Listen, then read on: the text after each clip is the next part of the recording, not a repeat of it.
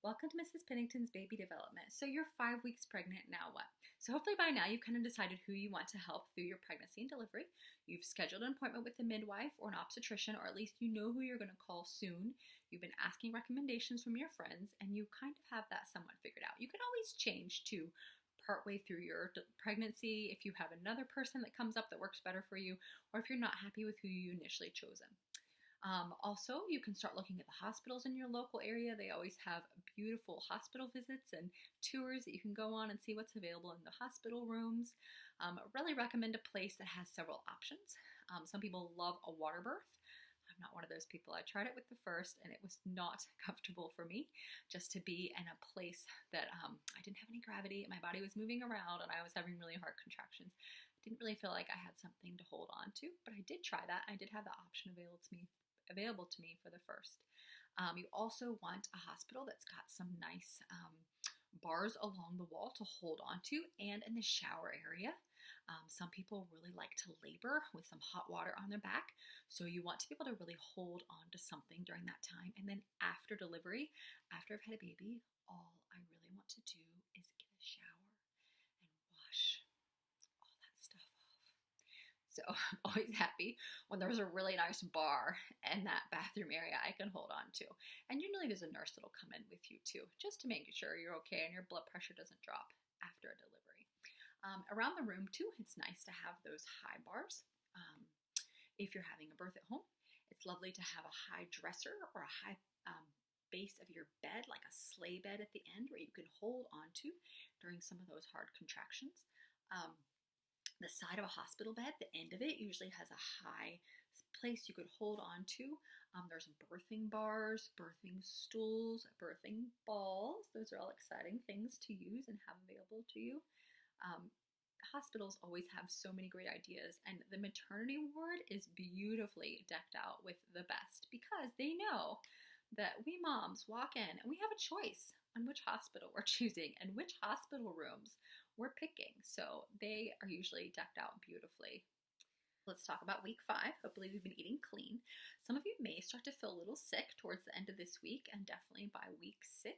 So I'm going to post a video next week on morning sickness and how to handle that and what to do with it.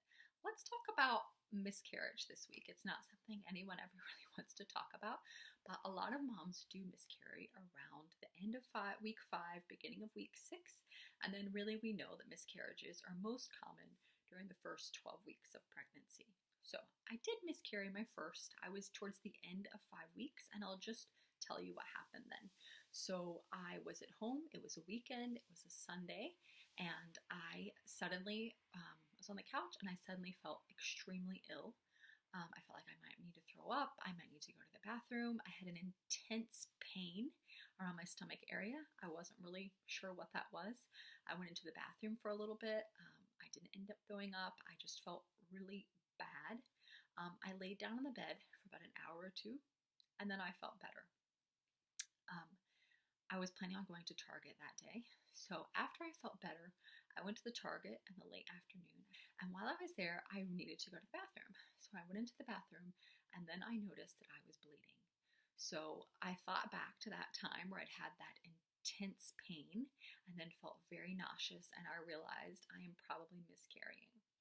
So I went home and I rested. The next day, very early, I called the midwife who I'd scheduled an appointment with, and I went over my symptoms and what had happened and the fact that I was now bleeding lightly, and she said, it does seem that you've had a miscarriage, so you need to rest and take it easy. And she did say that I did not need a D&C, which sometimes is needed after a miscarriage to make sure that you don't have tissue still left inside, but she said I was not far along enough for that to be a concern. So I did not listen to her, and I went into work that day, which I really regret. Towards the afternoon, then I fully miscarried my first baby. So that I didn't really know that that was going to happen. So I didn't really know that so many remains were going to come out. I bled heavily. I was in the bathroom for a very long time. What I wish I had done then is stayed at home and rested and then had a collection kit. So you can actually collect the remains in a plastic Tupperware container with a lid, or they actually sell little containers too that you can have for collecting the remains. And that's something that a lot of women do. So if you do think that you are miscarrying, think that you might have had a miscarriage, just know that the remains generally don't come out for another day or so. So do rest at home. I wish I had done that. You can get a container or something, leave it in the bathroom, under the sink, or on the counter. And then as you're miscarrying, you can collect those remains. Most churches actually have a little miscarriage memorial. There are also cemeteries that have small plots for babies who have been miscarried early on. Some friends I know have just buried the remains of their children in the backyard in a special place, in a little garden or near a special tree, just to have that. It's a very real pain. It's very difficult and frustrating to go through. If you have already told people that you're pregnant, this is definitely good in a lot of ways because they can then be there to support you. You then have to do the difficult phone call or have your husband do the difficult phone call, but they can then be there to support you. So that's something we haven't really discussed yet. Some people definitely wait until 12 weeks to tell everyone that they're pregnant. Some people just tell their husband or their mom or their best friend that they're pregnant early on. They'll tell everyone else later. So both ways are good, depending on how you are. If you're a really private person that doesn't like sharing your feelings and the difficulties in your life, you might want to just tell a few people that you're pregnant. If you're a more open person and you're open about your feelings and you share a lot with others, then it's fine to go ahead and tell others that you're pregnant. And then if you do miscarry, they can really support you during that. A lot of people name their children, their child that has died. So I used a boy name for the first name because I thought I was having a boy, and then a girl name for the second name, just to cover both. It's good to name that child. It's good to be aware of that loss and that pain. A lot of people will say that they've always feel the loss of that child all throughout life. Like that child should have been there. So it is a difficult thing. Miscarriages happen, especially with first pregnancies. It's actually not that uncommon for a lot of women with their first pregnancy to miscarry. So if it's something that happens to you, share it with others. There's often great counseling available. A lot of times churches have counseling available for free. Feel your feelings. Be aware of them. I'm not very good at feeling my feelings. So it's okay to cry and be upset and sad about that. And tell your kids eventually. I just told my kids recently. I have a beautiful sister-in-law that miscarried 2 of hers. And she said she was a little bit further along, but she woke up in the middle of the night and then miscarried the remains. So that was more than she thought. And she too did not have a collection kit, but wished that she had. I think women are generally unaware. You'll have a lot of blood. There'll be a lot of output from that. If you are starting to feel sick, that's a good sign.